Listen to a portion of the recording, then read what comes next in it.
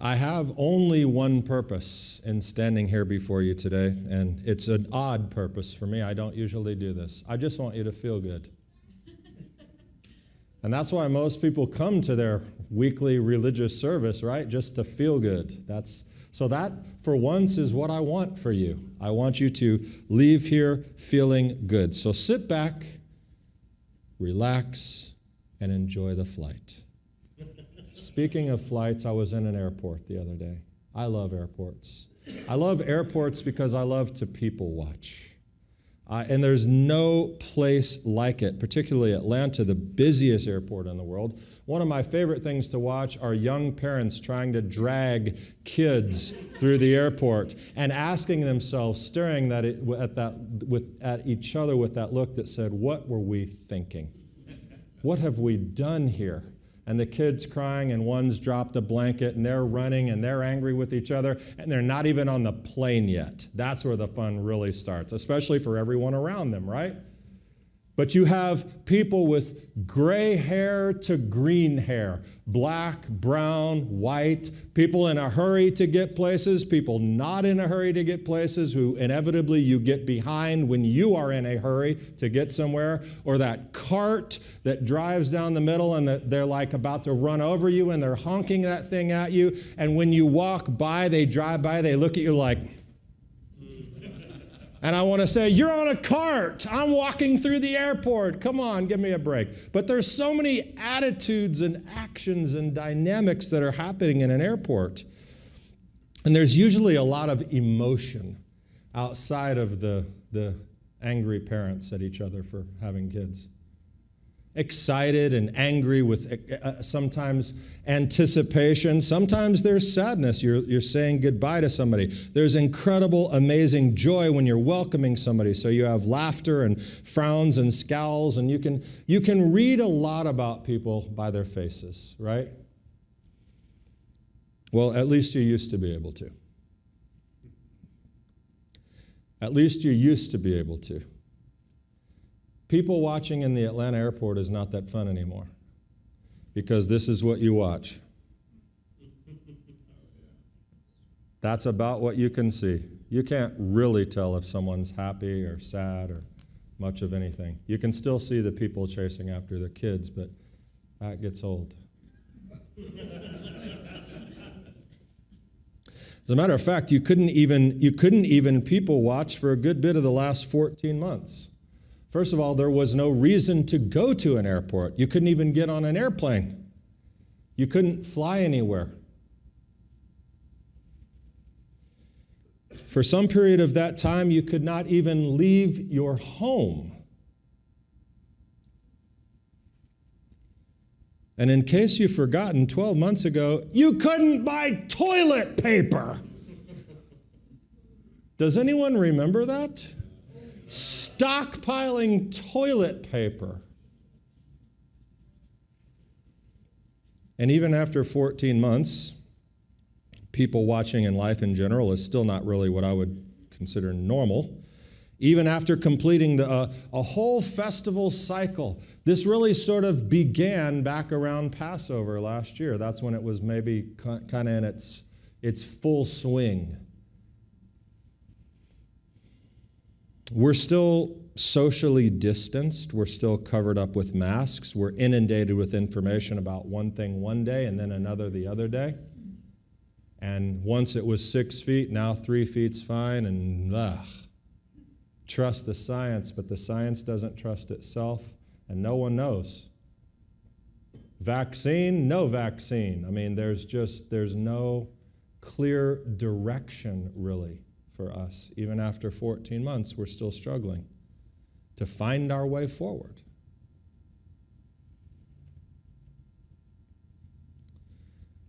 I remember being in a meeting last February at the end of the month, at the end of February 2020, with the FFOZ guys, and I remember Daniel Lancaster saying, "This thing looks pretty serious.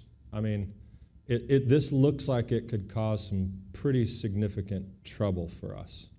And all of us were pretty much like, paranoid.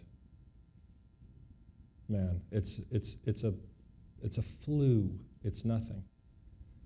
But you know what? It doesn't even really actually matter what the virus really is, because culture itself has been consumed by something unknown that we don't even really know what it is, what's going on. So yeah, I would agree with Daniel Lancaster. There has been a lot of COVID deaths, and there's been a lot of changes that are not for the better. Could anyone have expected this? I still can't believe some of the things I see going on around me. I can't.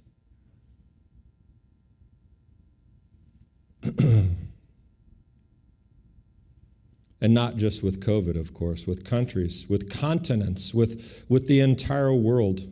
And so as we approach Passover tonight, many communities are still not having seders. They're having Zoom seders, virtual seders. Many synagogues and churches are still closed or have closed permanently, along with, I can't tell you the number of businesses that have closed.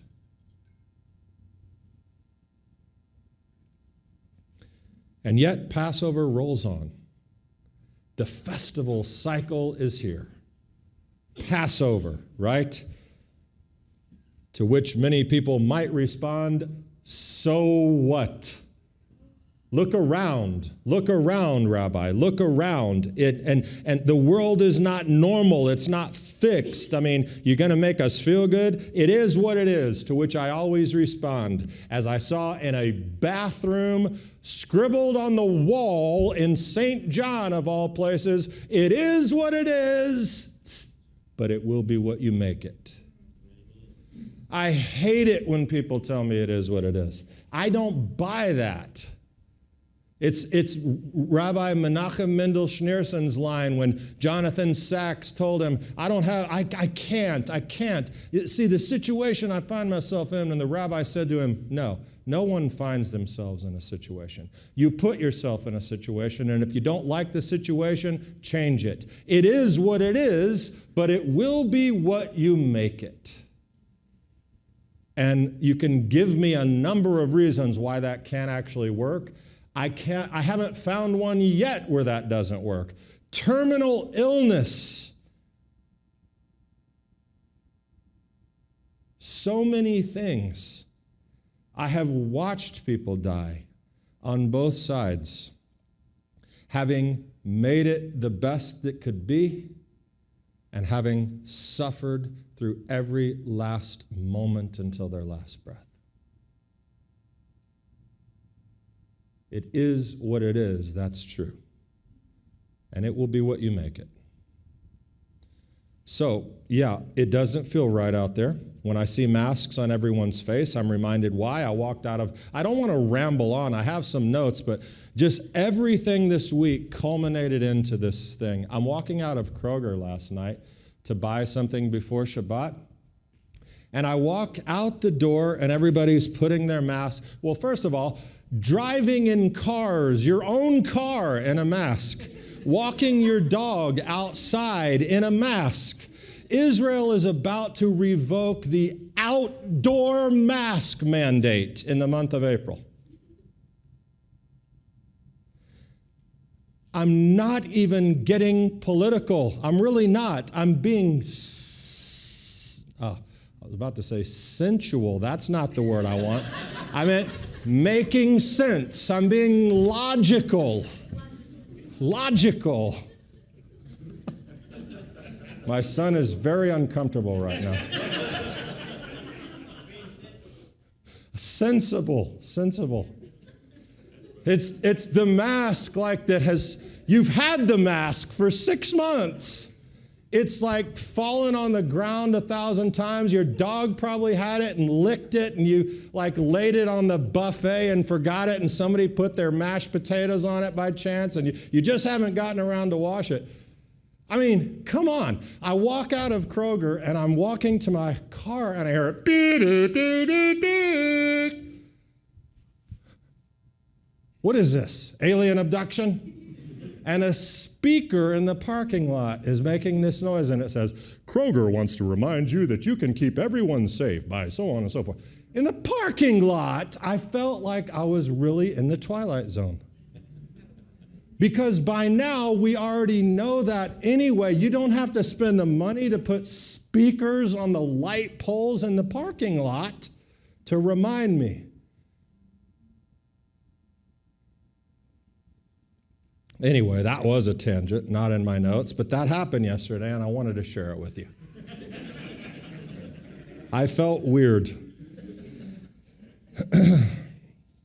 But as a reminder, let's remember what we've been through, and maybe, just learn a thing or two for the way forward. Because I will tell you this, 12 months ago when we observed Passover, I say observed because we didn't really celebrate it because we did it alone. You may have had a Passover seder. It was probably you and your spouse or you and maybe your kids, and that was it. There wasn't any open up your home and have, we still may have had matzah and bitter herbs and drank 4 glasses, and based on what was happening last year, maybe 12 glasses, I don't know. All the good stuff, but it didn't really feel like Passover. Why? Because we were alone. No relatives, friends, inquiring minds who wanted to understand this messianic Jewish thing. No opportunity to fill the song with room with sweet kosher wine. I mean, it just wasn't the same. And the kids, they weren't that interested in finding the afikomen when their biggest competition was their 2-year-old sister, who was rubbing your mask in her mashed up broccoli.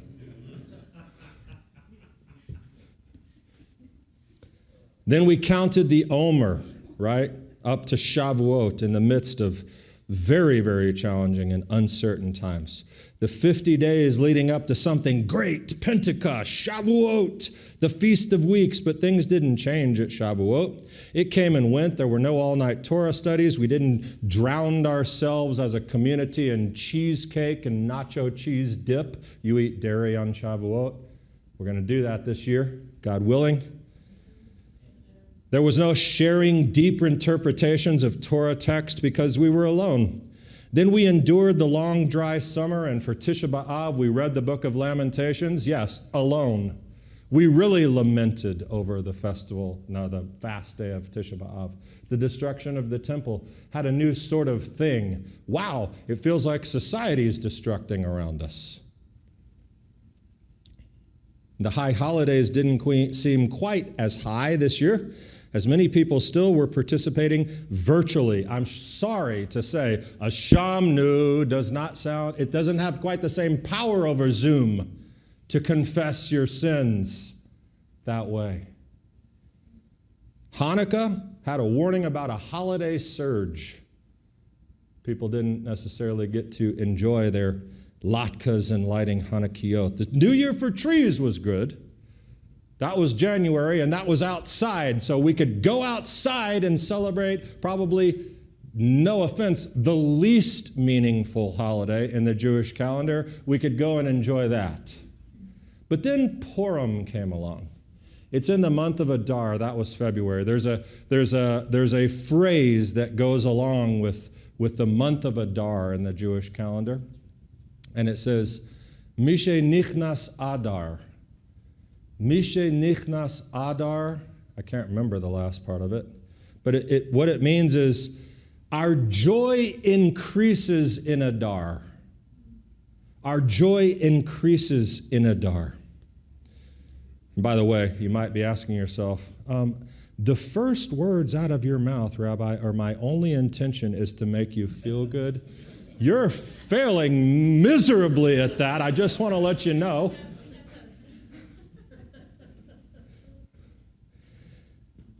Purim. Misheniknas Adar Marbin Simcha. That's what it is. In the month of Adar, we increase our joy.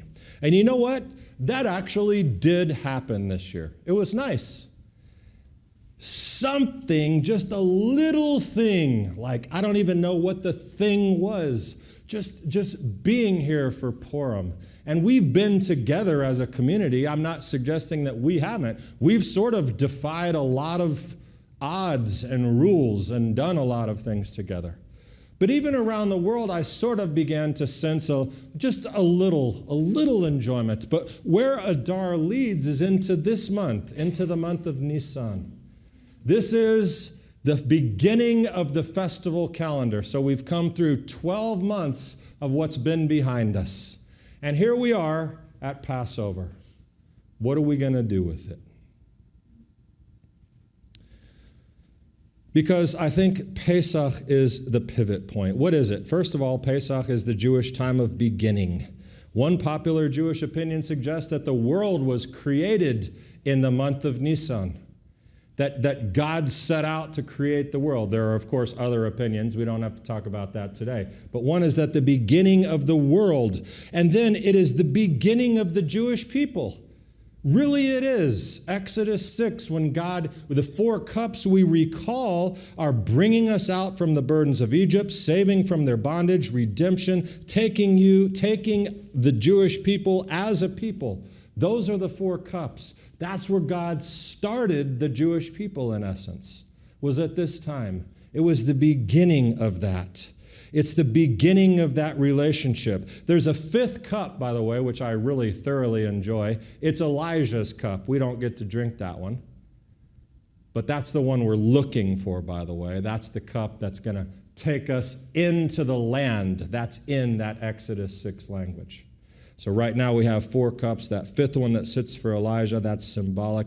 But it's so God to not just get you out of a bad situation, but to give you a promise of taking you somewhere better. That's why we believe in God. That's why we love God, because we know we will face difficulties, but that He has a place to take us if we'll let Him. This holiday is a remembrance of going out. Many monumental events in Jewish history begin with going out of somewhere. What's the first going out? It's the name of the Torah portion where the guy actually goes out. You know what it is? The people of the relationship between God and all of humanity obviously began before that. But the ones who would be blessed began because of Abraham's faithfulness and his step out, his lech lecha. Leave this bad situation behind. Go out here into nowhere where you know that I'm taking you and I'll take care of you. Moses, of course, Jacob had to flee and he said, one day I'll bring you back. But and there's of course a Messianic Jewish theological side that I could explore with you. Our story with Yeshua is also tied to going out and going in. We were slaves to sin. Yeshua brought us out of that. Yeshua saved us from death. Yeshua redeemed our character by His own. Yeshua has restored our relationship to our Father. We are God's people through Him. And yes, the 5th promise, if you will, the 5th cup, one Yeshua said, I'm not going to drink any more wine until I get to drink that one in my Father's kingdom. But let's not be theological for a minute. Let's just consider this Passover, Zeman Cherutenu, what we've been through, where we are now. Let's apply it for some perspective. This year, as we recall, the plagues in Egypt. We'll have a bit of added connection after the experience of 2020. The experience of literally being locked in your homes, unable to travel freely, forced to obey just because, regardless of whether you agreed or not, we can understand with a little more insight the true blessing of freedom, even if you're not really feeling it out there yet. Sometimes awareness and perspective is an important part of your attitude. Deliverance. We can rejoice in the fact that, here we are. There are a lot of people who have died over the last 14 months. A lot of people. We're here. And God is bringing us out, even if it doesn't exactly feel like it and feel normal. We are coming out of something. Our situation is changing. And that's sort of, the Exodus story has more relevance. We're asking God to take us out from what's behind and bring us somewhere better. And yes, it's a bit dramatic, I realize, to compare 1 year of COVID-19 to 210 years in slavery in in Egypt. I'm not trying to make that. I am dramatic, but not that dramatic. We have a choice always. It is what it is. It will be what you make it. That is your choice to make. We can look back or we can look forward. It's interesting. James Clear, author of Atomic Habits, I read his email last week. The events of your past are fixed. The meaning of your past is not. The influence of every experience in your life is determined by the meaning you assign to it. Assign a more useful meaning to your past, and it becomes easier to take a more useful action in the present. Now, I need to be honest with you. I was not completely forthright with you in the beginning. I'm less interested in you feeling good and more interested in you feeling grateful. That's a much better emotion to go through life with. Gratitude. Good comes and goes every day. Gratitude is the decision you make every single day.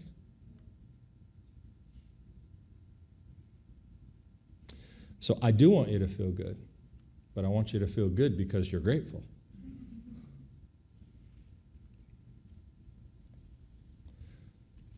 Grateful for where we've been and not being, not being where we are. The album that I released a long time ago was called Where We Are Is Not Where We'll Be.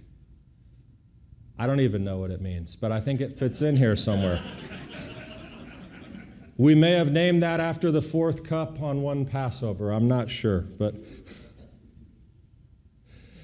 grateful for all God has done in the midst of uncertainty. Through the ages, through your life, not just last year, forget about that. For the revelation you've been given, for the opportunity to be able to participate in Passover and, eat stale, crusty bread with horseradish on it. That's biblical and beautiful and wonderful, and Yeshua did it, and you get to do it. Zach's not very grateful for that, but I'm still working. I'm still working on him. For the perspective we've gained, if we allow ourselves to see it, for the things that we get to celebrate as free people, for the opportunity we have to share what we have with others. The most famous Passover song, we sang it. Dai dainu, dai dainu, dai dainu, dainu, dainu. A song about gratitude. It would have been enough if, God, you just did this. But you didn't just do that. You did all this and all that and all this. Because that's how God is. And this is the attitude that I hope we can take into this Passover. We're here now. We're here now, wherever it is and whatever it is. We're grateful for everything you've done. And yet, we can still look with expectation on better times. How does the Passover Seder end, Paul? What's the last thing we say? Yeah, what is it? Next year in Jerusalem. Does that mean that we're miserable and unhappy here in Macon or Brisbane, Australia, or Prescott, Arizona, wherever your Seder is? Does that mean we're miserable? I'm so glad this is over. Next year somewhere better, please. No, we enjoy what we had, but we look with optimism at where God is taking us. And next year in Jerusalem is us living in perfection with God's plan. That's where we want to end up. So we live with gratitude in the present and expectation for the future. That's sort of what Mill of Messiah is, actually, the expectation of the future. Because there is the season of redemption. When we look back, we were slaves in Egypt, but Moses brought us out. And we're going to be brought out again. Yeshua, the final Redeemer. It's going to happen. Messiah will bring us in. And here's the last point. Well, Rabbi, real nice. real puffy, fluffy, nice. The world stinks.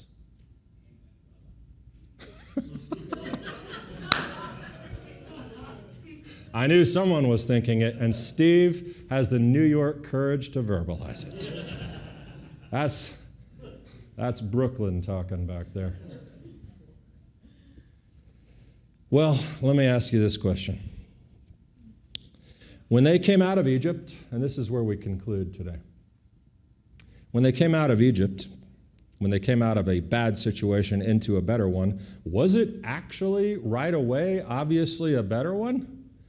They had been locked in their homes, had to, dealing with blood and hyssop and screams of dead people all over, seen these terrifying plagues, and then they're told, hey, listen, the bread, don't worry about the bread, eat the cardboard cracker, we're going out. We're going out. Okay, great. Where are we going? Into the desert. Okay, excellent. It's better than here. Who's leading us? The 80-year-old guy.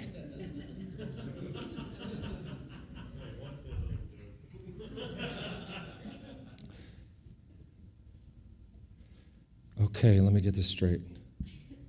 We're going to walk out of here into literally God only knows where, because we don't really know. And Moses is leading us. 80 years old. He sort of, I don't have a huge degree of confidence in doing this under an 80-year-old's leadership. I don't exactly feel like going out into the middle of nowhere. He may not know where he's going. From some appearances, hey, wait a minute, I'm talking about the United States right now. I'm kidding.